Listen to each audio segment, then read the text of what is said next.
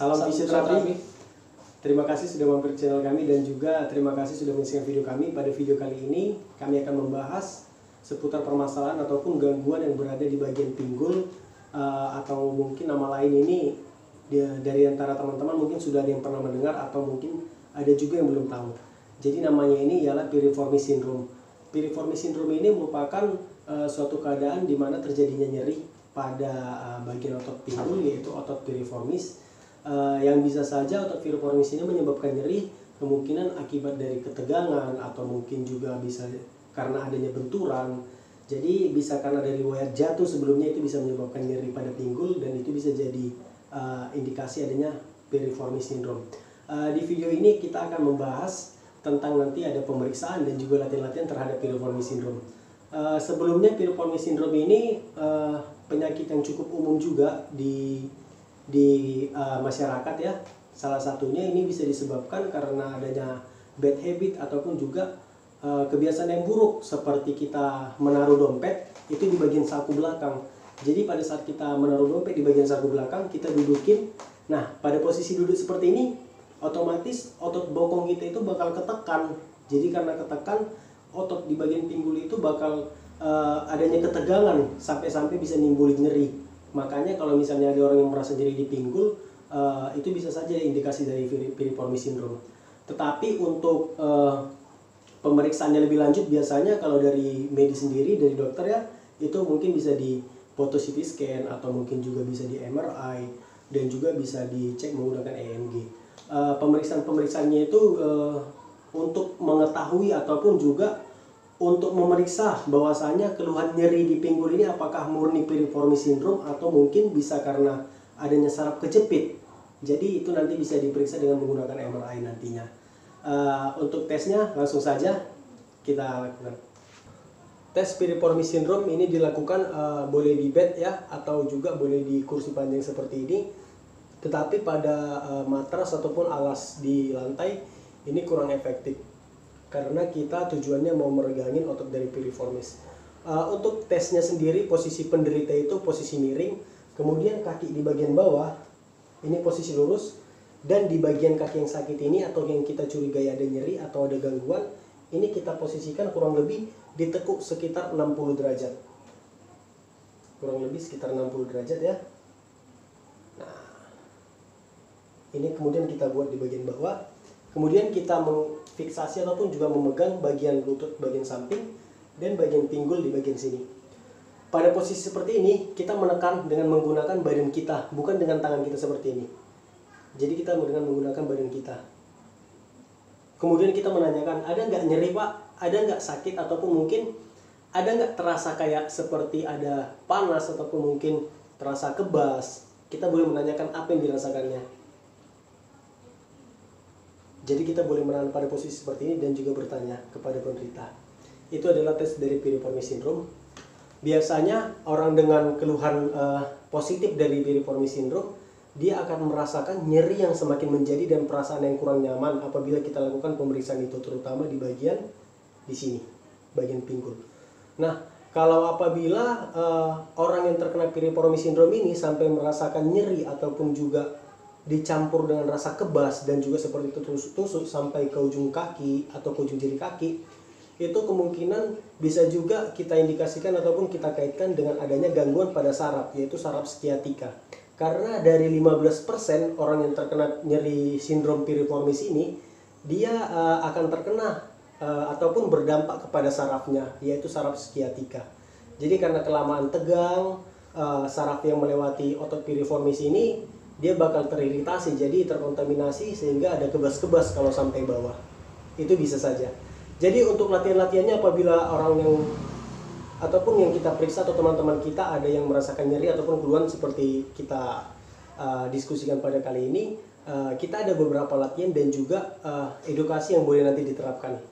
Latihan yang pertama yang boleh kita berikan ataupun juga kita bagikan kepada orang-orang yang merasakan nyeri seperti ini, yaitu latihan bridging. Kedua kaki ditekuk, kemudian pinggang diangkat. Yuk, angkat yuk.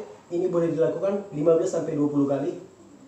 Apabila nyerinya tidak ada ataupun mungkin berkurang, boleh ditingkatkan menjadi 25 kali. Tetapi gerakan ini harus diingat perlahan-lahan. Perlahan-lahan dilakukan. Nah, apabila sudah bisa dilakukan sampai 20-25 kali, berarti itu sudah mulai ringan dan kita boleh berlanjut ke stage berikutnya. Posisi satu kaki dilurus, jadi namanya single leg bridging. Diangkat seperti ini. Ini pada posisi kaki yang sakit ya, yang dilakukan. Boleh dilakukan 10-15 kali. Oke, stop. Latihan yang berikutnya ialah latihan angkat kaki. Latihan angkat kaki yang dilakukan ialah bukan sekali dua, tetapi satu-satu. Yuk, dimulai dari yang sakit dulu. Posisi lurus diangkat ke atas. Ya, turunkan. Angkat sampai 15 kali. Ini boleh dilakukan secara bergantian.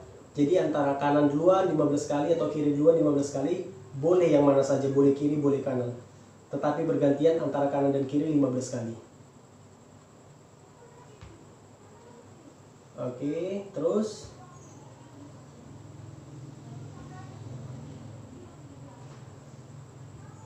apabila setiap latihan ada dirasakan rasa nyeri yang semakin berat ataupun semakin menjadi-jadi, hentikan latihan itu, lakukan kompres es untuk menghindari rasa nyeri yang berlebihan. Kemudian setelah latihan ini dilakukan, kita boleh melakukan peregangan pada otot piriformis. Yang pertama peregangannya dengan menggunakan satu kaki ditekuk ya. Jadi kita menekuknya bukan ke arah bahu yang bersamaan ataupun tarik garis lurus, bukan, tetapi kita menarik secara menyilang. Contohnya kaki sebelah sini ditarik ke arah bahu sebelah sini. Oke.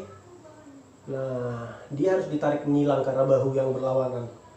Posisi ini ditahan 10-15 detik. Kemudian diulangi 3-4 kali. Oke, kita balas sisi satunya. Yuk. Ditarik menyilang.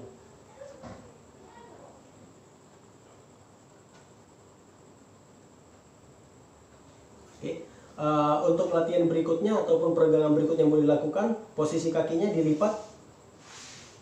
Nah, jadi seperti ini dia. Boleh dari bawah seperti ini. Nah, kemudian ini ditekuk.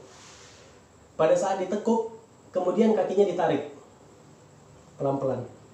Kemudian ditahan 10-15 detik. Akan terasa nyeri ataupun juga peregangan ya, peregangan yang sangat terasa nanti di bagian otot pinggulnya itu nanti stretching atau teregang itu ya otot piriform. Apabila nyerinya bisa ditahankan ya tidak apa-apa, lanjutkan. Tetapi apabila semakin menjadi-jadi atau semakin malah memburuk, hentikan peregangan seperti ini. Oke.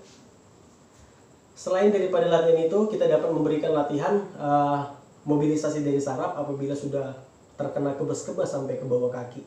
Oke, yang pertama kita butuhkan ialah kain panjang. Kita mengkaitkan di bagian telapak kaki. Oke. Kemudian dipegang.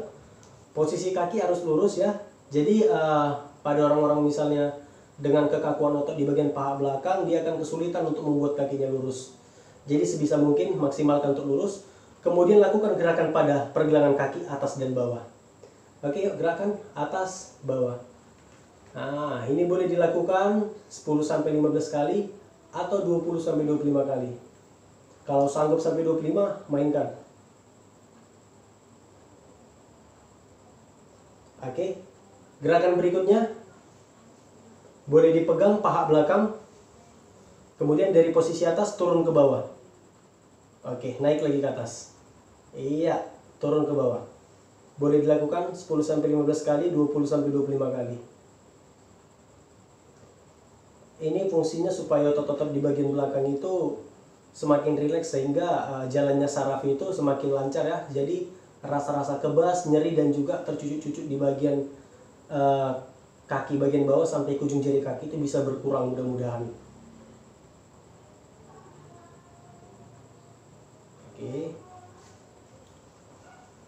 Oke, jadi itu ialah pemeriksaan dan juga latihan-latihan yang boleh kita kerjakan ataupun kita lakukan. Untuk saran ataupun edukasinya, kalau ada tambahan boleh ditambahin, Bang? Ya, yang pertama untuk kasus ini, satu, hindari memakai atau meletakkan dompet di kantong celana kita di kiri atau di kanan, karena itu dapat mengakibatkan daripada pinggul gitu. Yang kedua, cara duduk yang benar. Hindari cara duduk yang salah ini. seperti dia miring ke kiri ataupun miring ke kanan dengan durasi yang sangat lama. Contohnya pada orang-orang yang di kantor. Yang ketiga, lakukanlah latihan-latihan yang sudah kami praktekkan tadi di rumah supaya untuk memperbaiki atau mengurangi rasa nyerinya begitu. Oke, terima kasih. Untuk tindakan-tindakannya tadi sudah dikasih tahu, sarannya juga tadi sudah dikasih tahu, makasih. Untuk para teman-teman, apabila nyerinya tidak berkurang ataupun juga tidak kunjung reda nyerinya ya, ada baiknya segera berobat ataupun juga berkunjung ke rumah sakit ataupun klinik fisioterapi terdekat untuk mendapatkan penanganan yang lebih baik lagi. Kalau nanti dari dokter itu mungkin akan diberi obat-obatan, contohnya untuk mengurangi rasa nyeri ataupun juga untuk mengurangi peradangan atau inflamasi. Jadi itu nanti akan diberikan kepada teman-teman sekalian apabila nyerinya tidak kunjung reda. Demikian video yang ini kami sampaikan, semoga bermanfaat dan semoga juga teman-teman sehat selalu. Untuk teman-teman yang mungkin ada terkena gangguan ataupun penyakit seperti yang sudah kita diskusikan tadi, mudah-mudahan cepat sembuh. Jadi sekian dulu video kami, terima kasih, salam fisioterapi.